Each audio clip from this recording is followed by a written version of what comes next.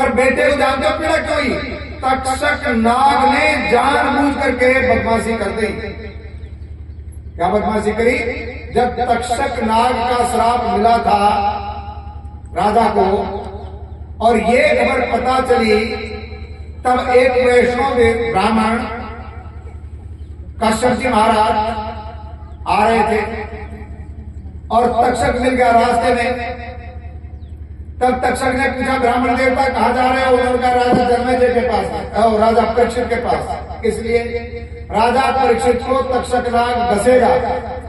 तक्षक ने कहा, इनको तो पता है हाँ, और वो मरेगा हाँ, फिर मैं उसको जिंदा कर दूंगा और मुझे अपार धन संपदा मिलेगी। मेरे पास में ये ताकत है, तक्षक के डसने के बाद में भी मैं उसे जिंदा कर दूंगा। तक्षक ने कहा, ये बात कैसे? देखो साधारण सर्प काट ले तो आप जिंदा कर सकते, तक्षक के डसने के बाद में शरीर ही नहीं बचेगा, अग्नि प्रकट होगी और शरीर नहीं बचेगा तो आप कैसे जिंदा करोगे? उन्होंने कहा, कर दूंगा। तो उन्होंने कहा, नहीं ब्राह्मण आप सत्य नहीं कह रहे, आप धन के लालच में कह रहे हो। उन्होंने कहा, नहीं मैं सत्य कह रहा हूं, मेरे पास विद्या है। तब तक्षक ने अपना असली रूप दिखाया, मैं तक्षक हूं। ठीक है, और ये सामने जो पीपल का पेड़ है ना, मैं इसको दंश देता हूं और पीपल का पेड़ जल करके राख होगा, तुम वो इसको जिंदा करके दिखा दो, मैं तुम्हारी बात मान जाऊंगा। ब्राह्मण ने कहा, ठीक है, और उसने पीपल के वृक्ष को दंश दिया और पीपल जल गया। जैसे जरा ब्राह्मण ने मंत्र लेकर के जल उसके ऊपर छिड़का, पीपल फिर हरा हो गया।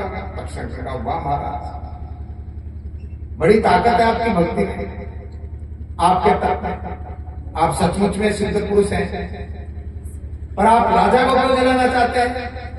उन्होंने कहा, मुझे धन चाहिए, तो जितना धन चाहिए मैं दे दूंगा, आप यहां से वापस चले।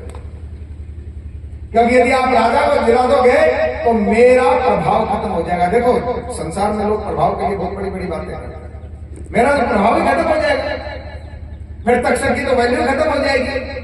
यदि ब्रह्मास्त्र का प्रहार खाली चला जाए तो फिर ब्रह्मास्त्र कहां बचा? इसलिए भगवान श्री कृष्ण ने ब्रह्मास्त्र की इज्जत रखते हुए परीक्षित महाराज को एक क्षण के लिए शरीर से अलग कर दिया। ब्रह्मपास की रक्षा करते हुए हनुमान जी महाराज लंका में बंद गए। हनुमान जी को कोई बंधन लगा सकता है, लेकिन क्योंकि उस पास की इज्जत बनी रहे इसलिए हनुमान जी बंद गए। और उस तक्षक ने बहुत सारा धन दे करके वापस कर दिया ब्राह्मण को। यहां तक तो ठीक था, लेकिन जब राजा परीक्षित मर गए तब परीक्षित का बेटा गद्दी पे बैठा जन्मेजय। तब जन्मेजय को एक व्यक्ति ने, एक भील ने आकर के कथा सुनाई, महाराज आपके पिताजी जिंदा होते आप। वो कैसे? उसने कहा, वो तक्षक डसने के लिए आया था ना, तभी आपके पिताजी को जिंदा करने के लिए एक ब्राह्मण किया है और आपके पिताजी जिंदा होते यदि वो ब्राह्मण आपके यहाँ जाता था। और जब उसको पूरा पता चला, तुझे कैसे पता चला? उसने कहा, मैं पीपल के पेड़ पे चढ़ करके बकरी के लिए पत्ते तोड़ रहा था और ये ब्राह्मण की और तक्षक की बातचीत हुई। मैं डर गया, कांप गया, मेरी आवाज तक निकली नहीं। मैं सोचा पेड़ से नीचे उतरूं, जब तक मैं नीचे उतरूं तब तक तो उसने धन सुना दिया, मैं पेड़ के साथ जल करके राख हो गया। और फिर उस ब्राह्मण ने मुझे जिंदा कर दिया।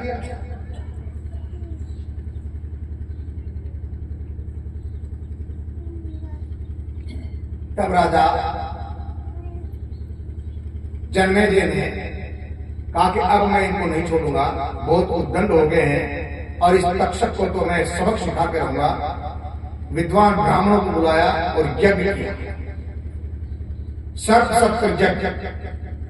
दुनिया में ऐसे यज्ञ होते नहीं है जहां जीवों की हिंसा हो, लेकिन बदला लेने के लिए इन्होंने बहुत सारे कुंड बनवाए। विद्वान ब्राह्मणों ने मंत्रों से आहुतियां देनी शुरू की और जब आहुति देनी शुरू की तो यज्ञों में उड़ करके चल करके भांति भांति के लंबे छोटे रंग बिरंगे कितने सर्प आकर के गिरने लगे। चमड़ी जलने लगी, बदबू होने लगी चारों तरफ में। तक्षक तो आया नहीं फिर भी। और वो इंद्र के आसन से लिपटा, क्योंकि इंद्र की दोस्ती थी, इंद्र ने उसको अभय किया।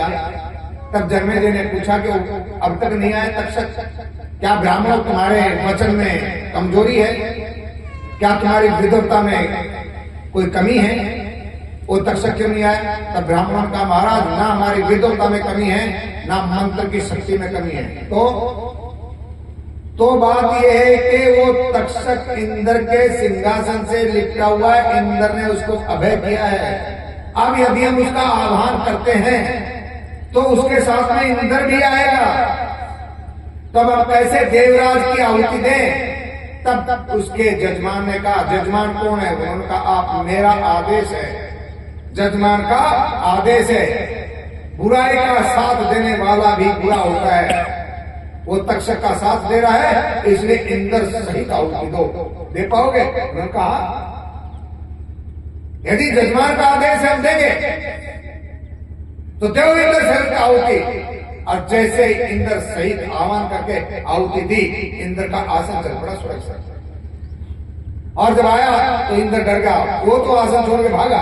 और तक्षक आया, तब तास्तिक नाम के ब्राह्मण ने आकर के यज्ञ रुकवाया। और इसी के कारण महाराज जन्मेजय को कर्म की गति से कुष्ठ हो गया, कोढ़, बहुत ज्यादा कोढ़ हुआ।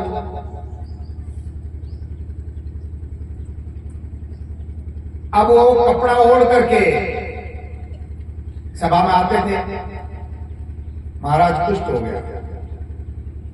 बहुत देर तक वो परेशान रहे और एक दिन व्यास भगवान के पास गए और व्यास भगवान को जाके कहने लगे,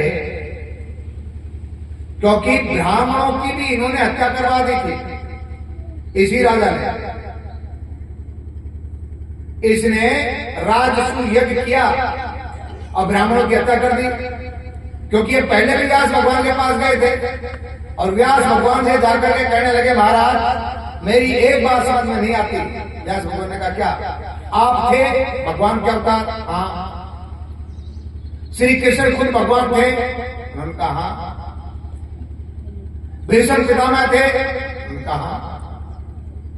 द्रोणाचार्य थे? उन्होंने कहा हाँ। अमर कृपाचार्य थे? उन्होंने कहा हाँ। उस वक्त परशुराम जी भी थे? उन्होंने कहा हाँ। महाभारत की नीति को नहीं रुकवा सकते। हंसने लगेगा। देखो, कुछ भी हो सकता था, रुकवाने की बड़ी कोशिश की भगवान श्री कृष्ण ने, नहीं रुका। उन्होंने कहा नहीं, कोशिश नहीं की, तो उन्होंने कहा फिर भगवान की लीला थी, उन्होंने कोशिश की, युद्ध नहीं रुका, युद्ध हुआ। तो जन्मेजय ने कहा कि कैसे नहीं रुकता, मैं होता तो मैं युद्ध को रोक देता।